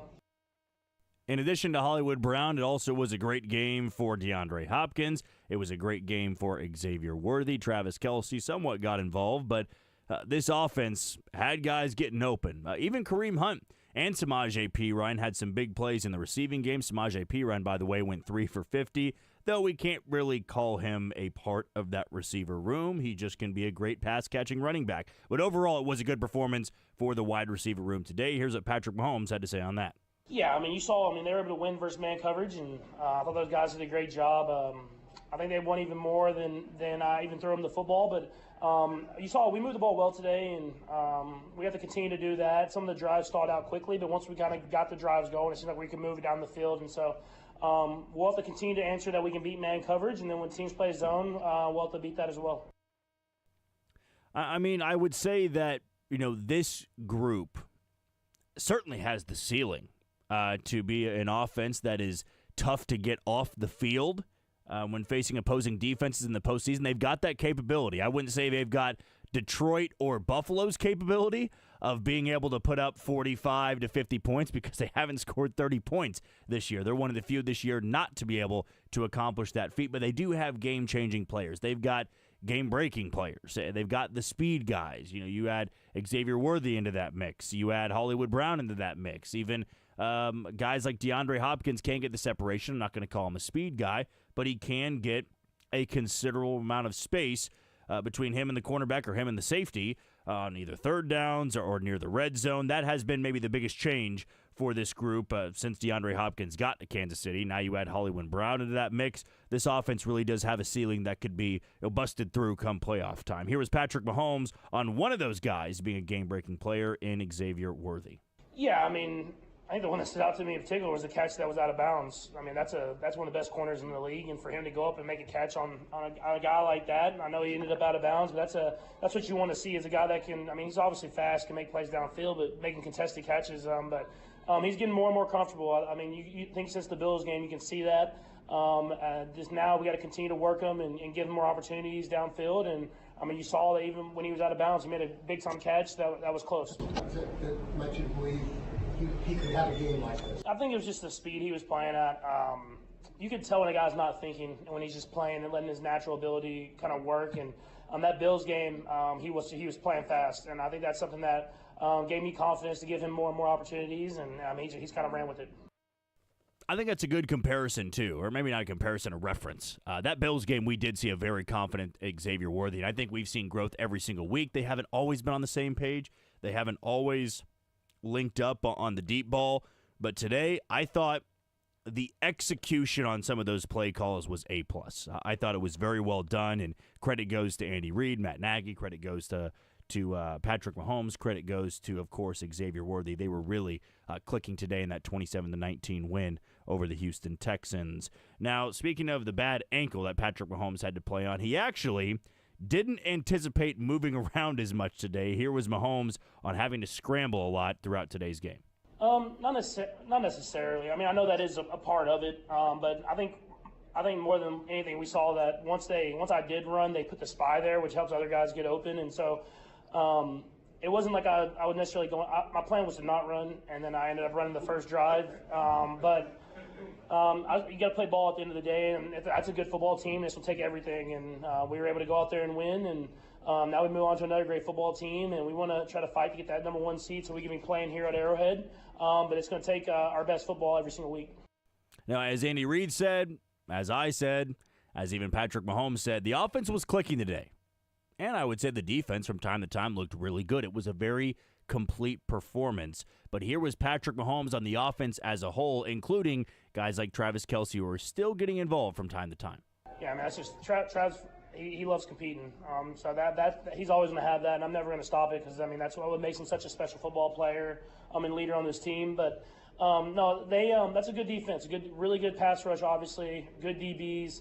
They do a great job, and so I was proud of how our offense competed today. I mean, obviously there were some 3-and-outs here and there that we got to get better at, but other than that, I thought we moved the ball well and scored points in the red zone. So it was a step in the right direction, but we want to be better going into the playoffs, and we'll be challenged again this next week.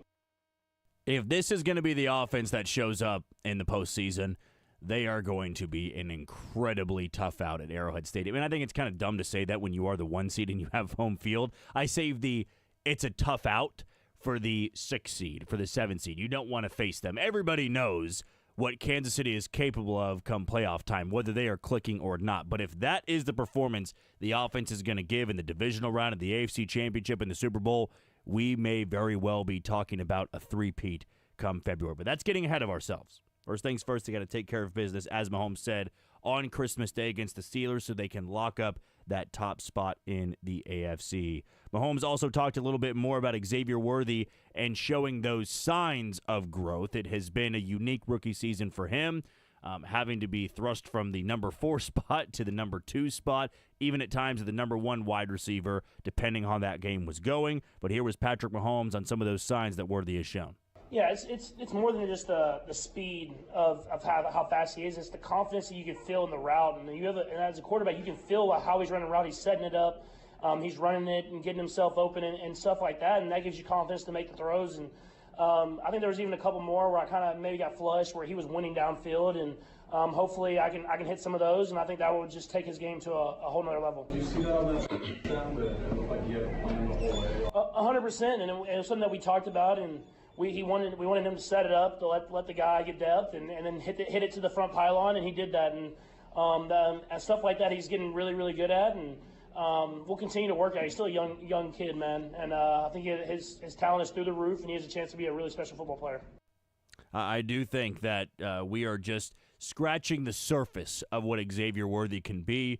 I'm excited to see how he can be utilized in the postseason if he has these type of performances in the final 2 weeks. And maybe he won't even need to play in the final 2 weeks. But right now I think you are seeing the most confident version of the rookie wide receiver out of the University of Texas, who, by the way, are playing right now in the college football playoffs, and they are absolutely destroying Clemson at halftime. So I'm sure Xavier Worthy, even though he was wearing a Patrick Mahomes jersey, a Texas Tech jersey in the postgame, I'm sure he is completely glued to the TV now watching Texas take on Clemson in the college football playoffs.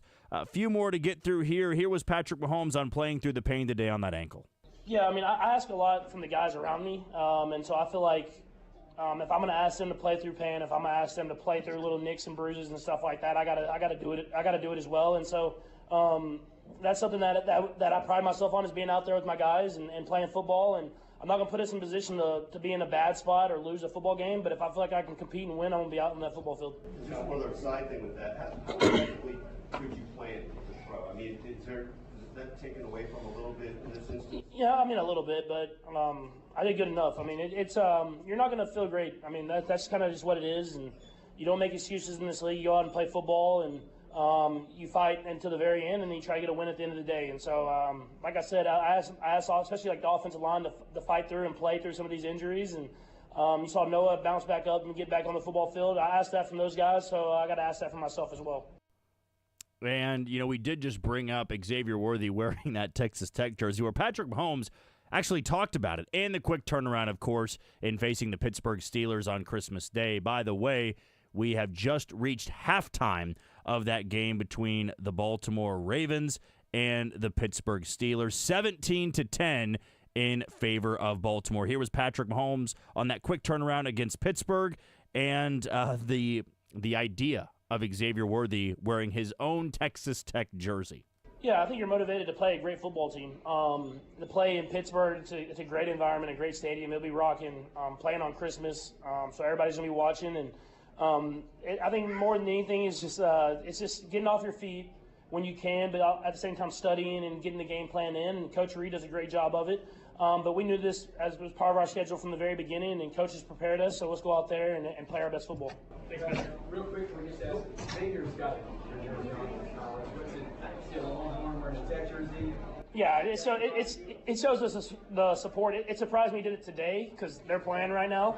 But I appreciate the support, man. I mean, that's what this team is. It's a family, and we support each other. Thank you. Yeah, it had to be tough to do for Xavier Worthy to wear a Tech jersey, even if it is his quarterback, when his Texas Longhorns are playing in the college football playoffs. Though maybe not. When you have a performance like that, I'm sure nothing can bring you down. That was Patrick Mahomes after the 27-19 win over the Houston Texans. We won't be getting his thoughts on Christmas Day. We won't be having a post-game show, a Red and Gold post-game show, but I think we will be having some shows the day after that, so you'll be able to hear his thoughts then. Just won't be specific to the Red and Gold post-game show, which is brought to you by Boda Box Wine. Kick your tailgate party up a notch this football season with Boda Box, the ultimate tailgate wine. Boda Box is the premium boxed wine that wins with wine critics. Boda Box, this is how we Boda. Please drink responsibly. Sponsored by Boda Box Vineyards, Manteca, California. When we return, we're going to hear from Matt Derrick of ChiefsDigest.com. He's coming up on Sports Radio 810 WHB.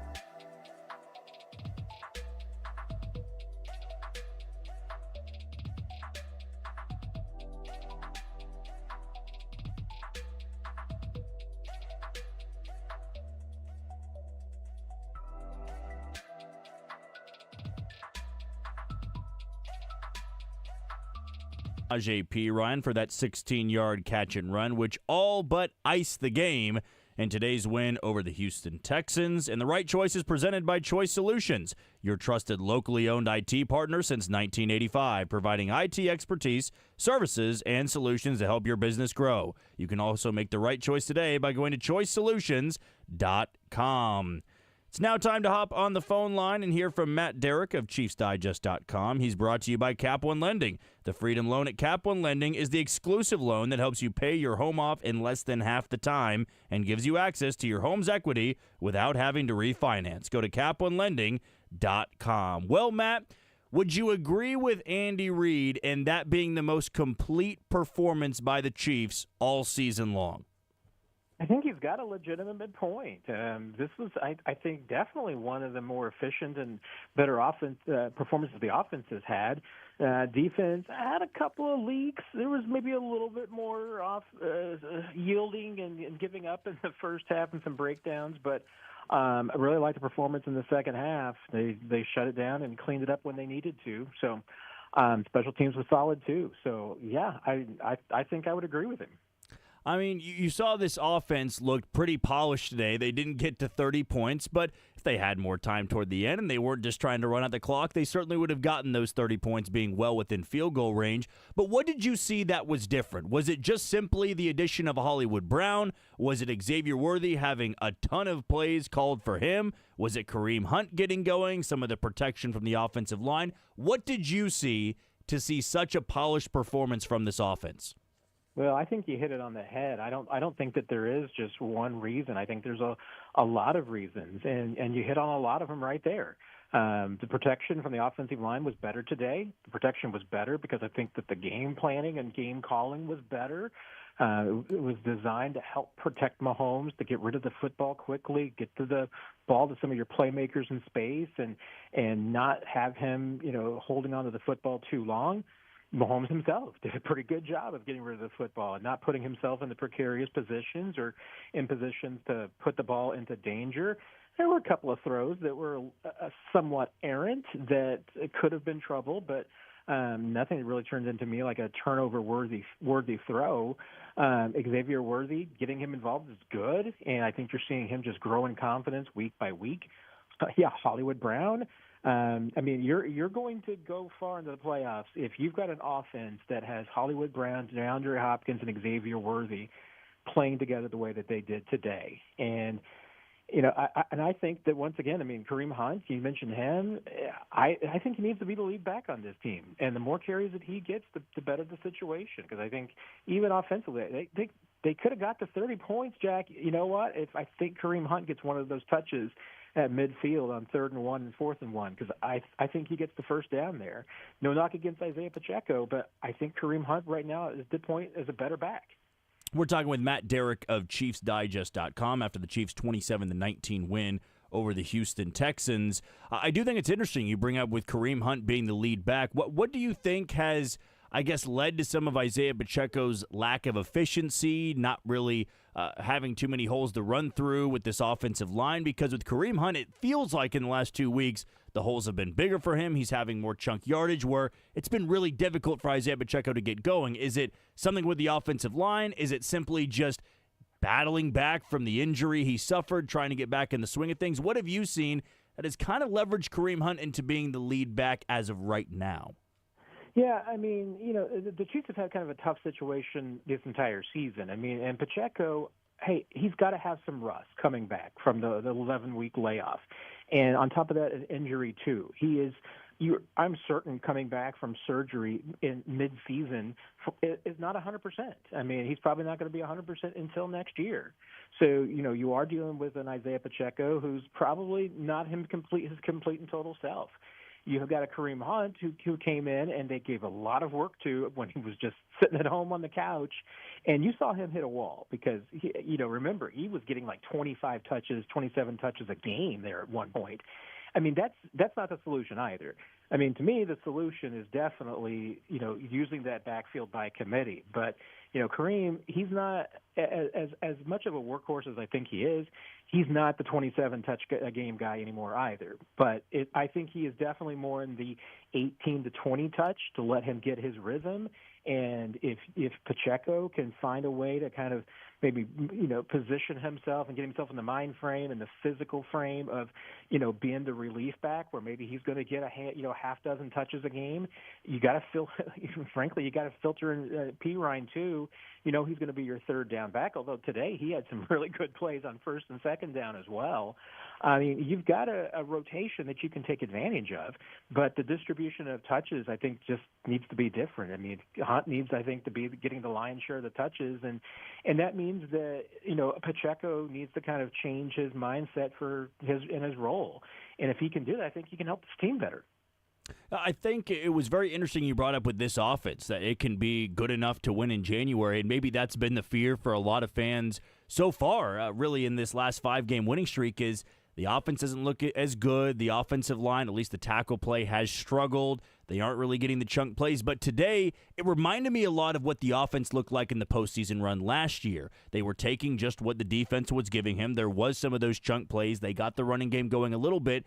Is this the offense we can expect come playoff time, or was this just a one-off where Hollywood Brown's back? Maybe the Texans didn't game plan for it as well, because that was a good defense they were going up against today with a damn good pass rush, and the Chiefs might have had their best offensive performance. I mean, that's the thing. When you look at this and you say, okay, 375 yards of offense, 5.4 yards of play. I mean, those are good numbers. They're not great. But in your context, going up against a playoff team and achieving that, I think says a lot. And I firmally believe, with the injuries that this team has had, what we have seen them do, getting Hollywood back, knowing that you may be getting a DJ Humphries back, you've been working these guys in. I mean, this team has been building and working all along. Once the kind of injuries really started, coming in, and certainly by midseason, when at that point Kareem Hunt had arrived and DeAndre Hopkins had arrived, the organization's mindset was really January. It's get everything in line. Don't worry about maybe the week-to-week progress. Don't necessarily worry about the record week-to-week, but just focus on making sure that you are at your peak performance and your peak health come January. And I think this team is getting to that point. I mean, and especially you look at this offense in particular, if you get Hollywood Brown just a couple of weeks to kind of break in a little bit, and the way that you have implemented and installed DeAndre Hopkins into this offense, I mean, I can see the potential where this team can just continue to kind of hit it, maybe just barely start hitting its stride come January. We're talking to Matt Derrick of ChiefsDigest.com. What did you think about Tooney's second straight game at left tackle? Was it better than last week, about the same, or a little bit worse? I mean, I felt at first glance about the same. I mean, maybe I'll feel differently watching the all-22 and the replay, but from just the production standpoint, maybe a little better. And I think that there were maybe fewer pressures. I think he gave up 8 pressures last week, and it certainly felt like that there were fewer pressures this week. I'm also kind of curious about what Mahomes' time to throw was, because it certainly felt faster than it was a week ago.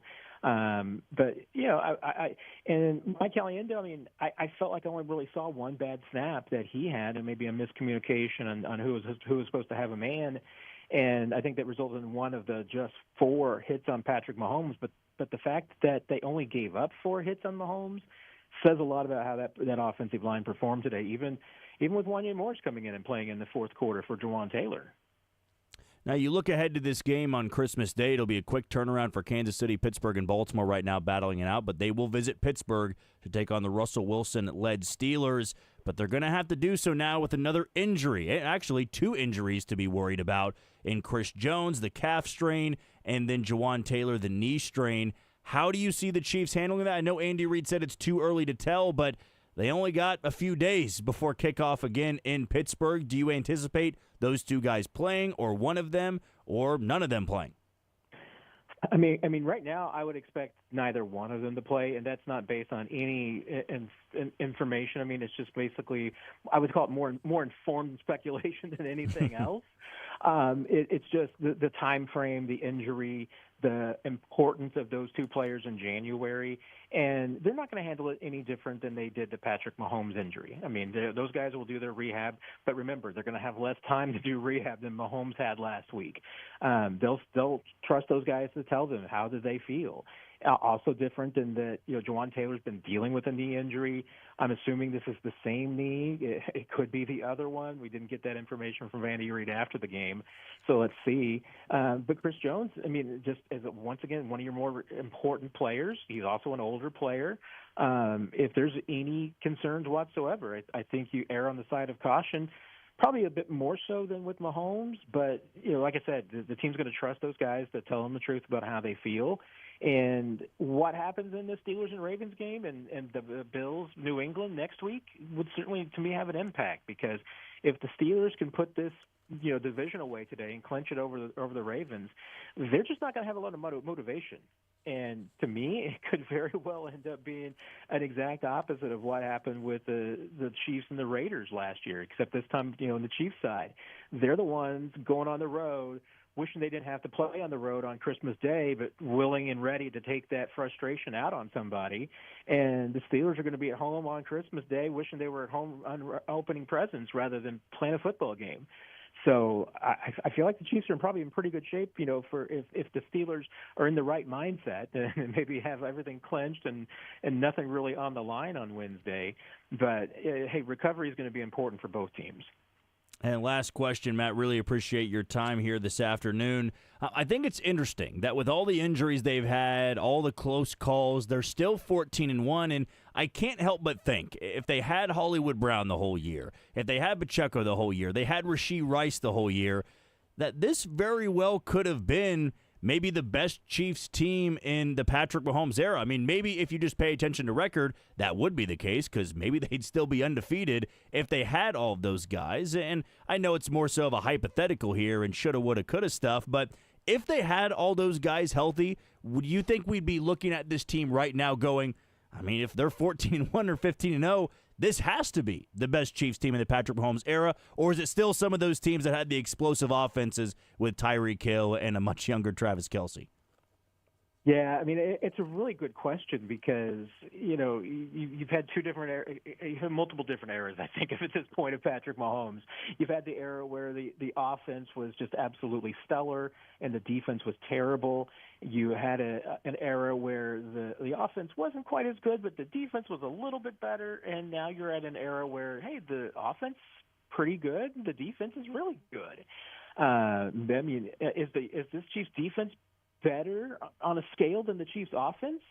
I mean, statistically, I think you could make that case, although I still think that there's more ceiling. I don't know. If I had to choose, which was the best Chiefs team out of this run, I might say the 22 team. I mean, I still think that was maybe the most balanced overall team, and the offense was just still at a really high level and had a lot of high caliber players. Last year's team, team might have been Andy Reid's best coaching until this year. That was just a really well coached team. The crazy thing, and I was thinking about earlier today, Jack, is that we might be in a situation where we're talking about, this is the worst 16-1 team in NFL history. I mean, they're also going to be like the best 16-1 team in NFL history because I don't think there's been one, has there?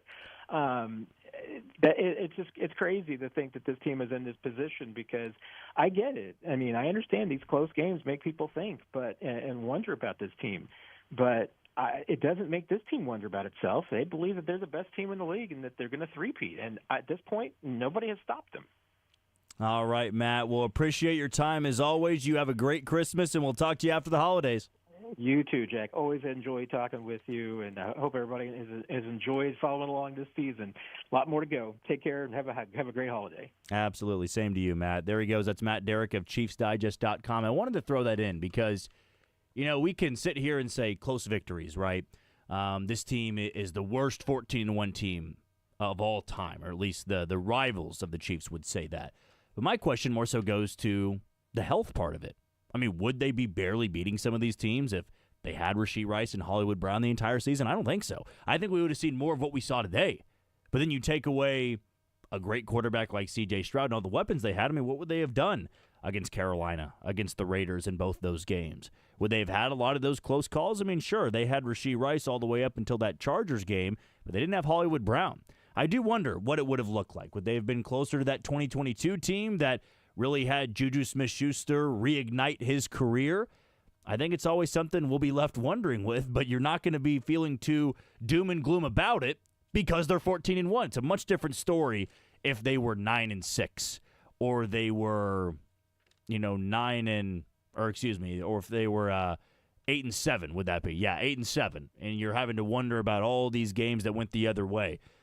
You don't need to be doing that when your team is 14-1, which the Chiefs are after their 27-19 victory over the Houston Texans. All right, we're almost going to be wrapping things up. We'll take a quick break. You are listening to the Red and Gold Postgame Show brought to you by Boda Box Wine. When we come back, we'll take a quick sneak peek to this Christmas Day matchup with the Steelers. That's next on Sports Radio 810 WHB.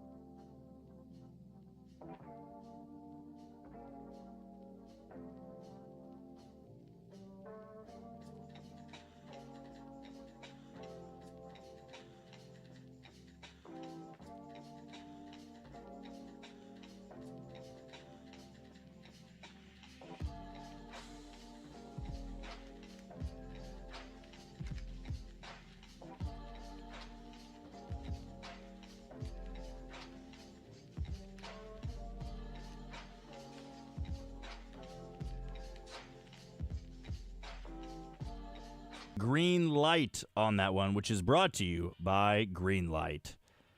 Right now, the Steelers and the Ravens are in the third quarter with 9:52 left to go in the third quarter, of course.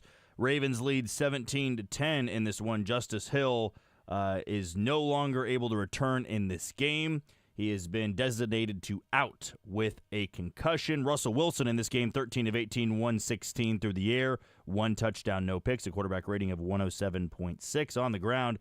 Wilson's actually leading them in rushing with 27 yards on 3 carries, and Jalen Warren, the running back, leading them in receiving, 3 catches on 3 targets for 38 yards. As for the Ravens, the likely MVP winner, Lamar Jackson, is 10 of 17 for 105 yards, 2 touchdowns, no picks, a quarterback rating of 116.1. Derrick Henry has 89 yards on the ground on 16 carries. Zay Flowers leading them in receiving, 3 catches for 37 yards. And, of course, the Chiefs will get the Pittsburgh Steelers on Christmas Day, kickoff at noon. Right now, Kansas City, a 5.5-point favorite, the total set at 41.5. I'm sure that will shift a little bit depending on some of the injuries here on a short week. It'll wrap up the third game in 11 days for Kansas City. Hopefully, they can go undefeated and lock up that number 1 seed. And, again, that game will be shown on Netflix. Hopefully, we don't have the same problems that we did for the Jake Paul and the Mike Tyson fight. Looking ahead to some of the other games that are coming up tomorrow,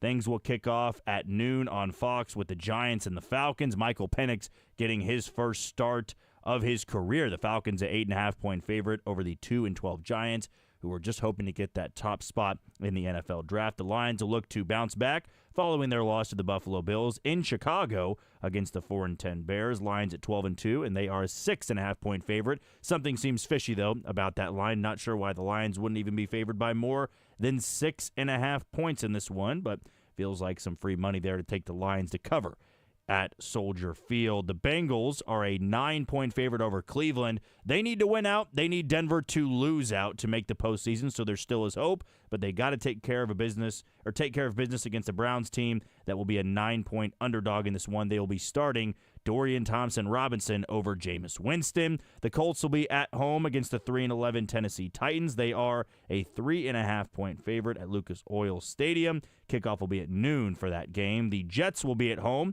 after their win against Jacksonville. The connection between Aaron Rodgers and Devontae Adams was on fire.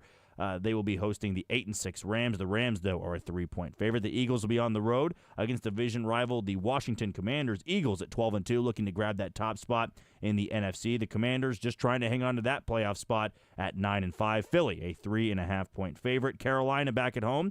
They are a 4.5-point underdog to the Arizona Cardinals, who sit at 500. Kickoff will be at noon as well in that game. The 12-2 Vikings will head to the coast, the West Coast, that is, to take on the 8-6 Seattle Seahawks at Lumen Field. The Vikes are a 3-point favorite in this one. The Bills, which I'm sure every Chiefs fan will be focused on tomorrow, will be hosting the 3-11 New England Patriots. Buffalo, a 2-touchdown favorite in that one, the total at 46.5.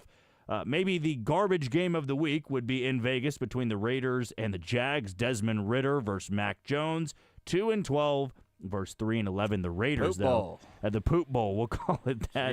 Per Dylan Michaels, 2.5-point favorite are the Las Vegas Raiders. And the last game in the 325 slate, the Miami Dolphins, Tua will take on the San Francisco 49ers at 6-8. Both these teams are 6-8. The Niners, though, a favorite on the road at 1.5 points. The total at 44.5. Dallas will be at home on Sunday Night Football against the Baker Mayfield-led Buccaneers, who sit at 8-6. Still my dark horse to maybe make a run all the way to the NFC Championship game this year, assuming they can stay healthy. And then Monday Night Football, the Green Bay Packers, oddly enough, at third place at 10-4 in their own division because of how good Detroit and Minnesota have been. The Packers will be at Lambeau Field against the 5-9 and quarterbackless New Orleans Saints. Let's call it like that. It might be Spencer Rattler. I don't really know who's going to be taking snaps for New Orleans in this game, but the Packers, like the Bills, a 2-touchdown favorite in this one. The total at 42.5. But back to that Chiefs and Steelers game. You look at where these teams kind of stack up stats-wise. It's a very good Pittsburgh defense. Right now, they are 6th in the league in points allowed per game. Kansas City, though, now top 5. They are 4th allowing just 18.5 points per game. Offensively, these teams are nearly identical. Pittsburgh is 11th, Kansas City 12th, though that could certainly shake up a little bit depending how this game wraps up in Baltimore. Kansas City 14th in the league in yards per game, Pittsburgh sits at 18th. In passing yards per game, Kansas City is 13th. For Russell Wilson and the Steelers, they are 25th. The rushing yards per game, the Steelers have the edge there. They are top 10, 126.6 yards on the ground per game, while Kansas City sits at 16th. And time of possession, both teams top 10, though Kansas City 5 spots better. They are second in the league. Pittsburgh is 7th. And third down efficiency, this is where Kansas City has really separated themselves from the rest of the league. The Chiefs are number 1 in the NFL, converting over 50% of the time at 50.8. Pittsburgh, 13th in the league at 38.9% for success rate on third down. And sacks, Kansas City is 20th in the league.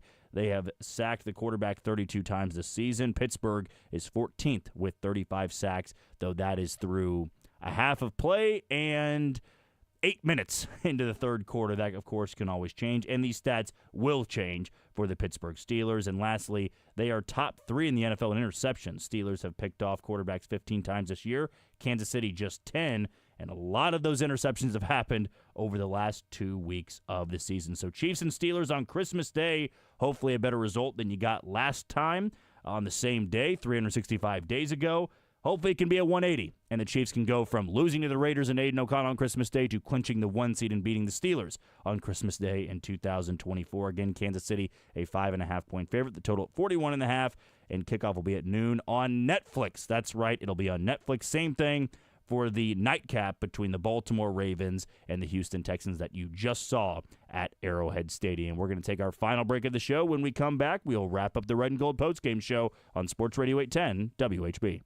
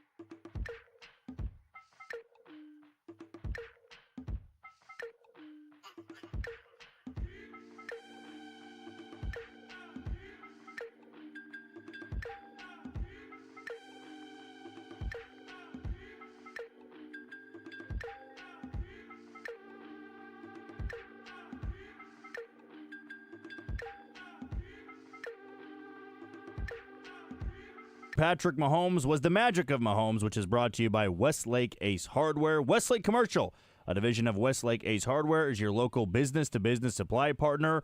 Our commercial team, dedicated business-to-business website, credit terms, and convenience store locations make it easy. Visit your local Westlake Ace Hardware store or www.westlakehardware.com/commercial today.